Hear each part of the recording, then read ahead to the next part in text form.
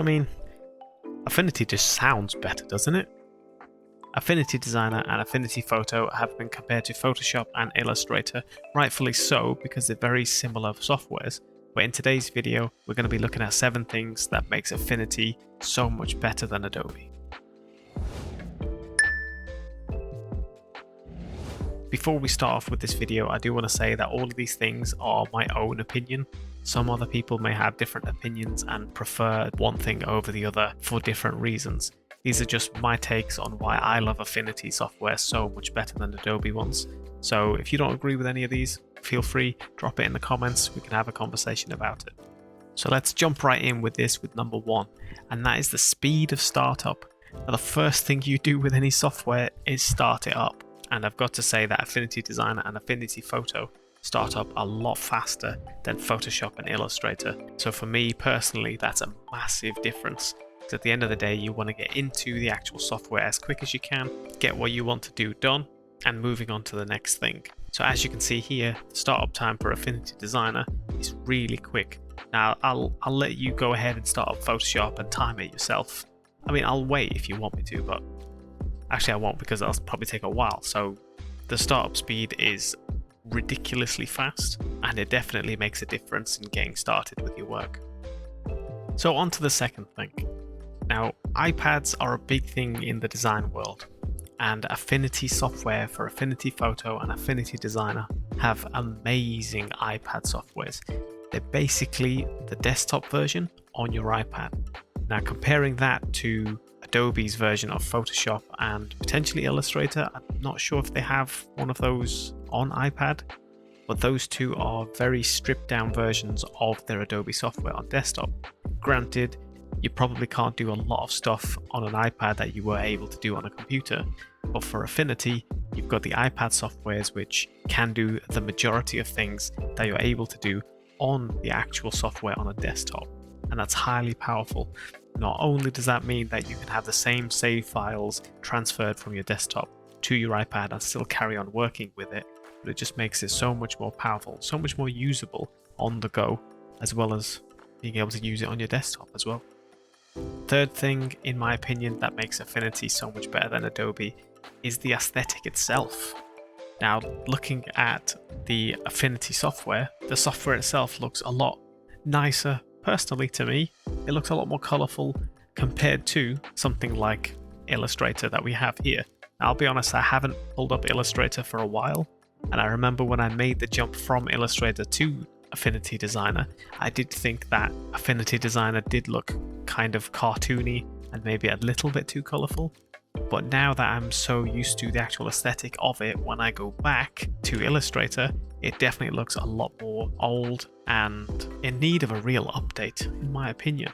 That's a big thing for me in terms of how the software actually looks, as well as how it works. So on to number 4, shapes. Now hear me out on this one, because in Affinity Designer especially, you have a lot of shapes that you can choose from. So if I show you here, within the actual shapes that you have here, you have a considerable amount of shapes that you can use. But not only that, but each of these shapes can be edited in a way. For example, if we make a nice cog shape here, we can change how that looks there. We can change how these look. We can change how that looks. And we can simply make, in almost no time at all, we can make a nice flower shape. Contrast that with trying to make something like this in Illustrator or even Photoshop. It's going to take you a lot longer. Now, you may look at these shapes and think there isn't a huge amount that you can actually make from them, but if you actually experiment with them, you'll find that there's a decent amount of stuff that you can create. You can, for example, have a double star and increase the number of points, just like that. Now, have you ever needed that? I don't know if you would, but it's there if you did. So it's super useful to experiment with these shapes and see what you can make. So the 5th thing that makes Affinity so much better than Adobe is the personas that you have. Now, at first, I didn't think too much about this. I didn't actually understand what they were, but now that I have an understanding of what actually exists in them, I definitely can't go without it. So if I show you here, we obviously have within Designer, the designer persona, where you do all your creating and whatever you want to make. You also have the pixel persona, which you can create pixel images with. For example, you can use things like brushes, you can create textures, all that sort of stuff, as well as be able to do things like cut out backgrounds, be able to do quite a bit of stuff within this. Thirdly, you've got the export persona, which again makes exporting images and slices so much easier. There are posts that I make on Instagram, which are carousel posts, which are 10 slides long. And I use this and have a template which cuts out slices within a long post, and using the export persona makes it a hell of a lot easier to be able to do this. Comparing it to something like Illustrator, where this isn't really available, you've got everything thrown in together.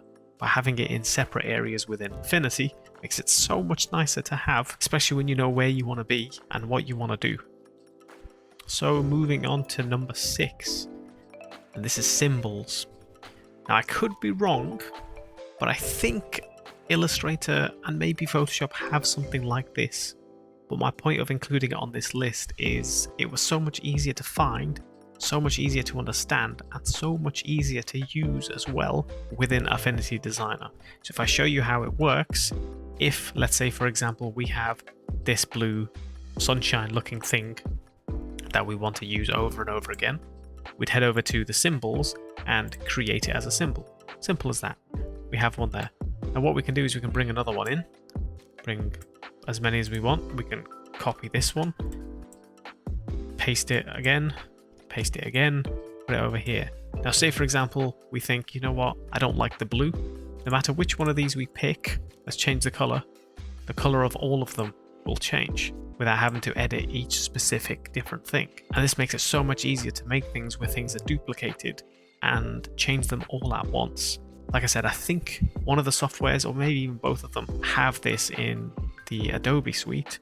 But I'll tell you right now, this is so much easier to use and so much easier to find within the software. If it does have it, I had no idea that Illustrator had it, and I've been using that thing for years. But this, I can just change that, move it around, and think, you know what, grey doesn't look that good. I'm gonna make this pink, and that looks a lot better.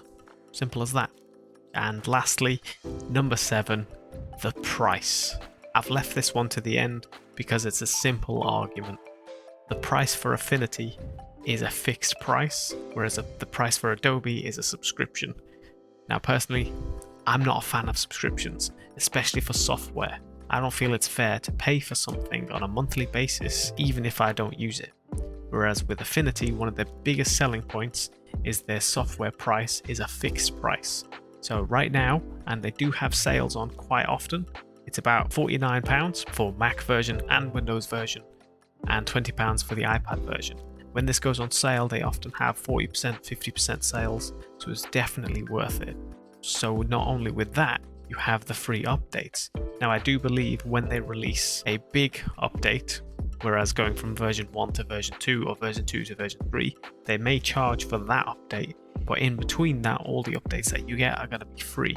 Now, I've had this for quite some time now, and I don't believe they've actually charged for an update as of yet since the actual software was created. So I know that I've paid for this software, I own it, I'm able to use it, and it's not down to if I'm paying monthly. So personally, this is a big thing for me, and it's one of the biggest reasons I went over to Affinity, was because I just paid it once and that was it. If I want to pay for an upgrade or an update, I'll be able to do that in the future, but I'm not paying anything at this moment. It's a massive deal and it's a massive difference. So there's my list of 7 things. Now definitely there are certain things within Affinity that I wish had that Illustrator or Photoshop does have, but for the most part, since making this change, I have not looked back, and I know full well through updates, Affinity software is going to be amazing. So these were my reasons for why Affinity is so much better than Adobe. But if you have any opinions on this yourself, make sure you drop it in the comments. We can have a conversation. I know personally, I love Affinity softwares. So as always, I want to say thank you for watching. Make sure you hit that like button, hit that subscribe button, because more videos like this are going to be coming, especially within the 7 things series that we've got going on here. Make sure you remember to follow me on Instagram, follow me on Twitter, follow me on Twitch. All those links are in the description below. I want to thank you again for being here with me. I've been BrownBear. Thanks again, and I'll see you in the next video.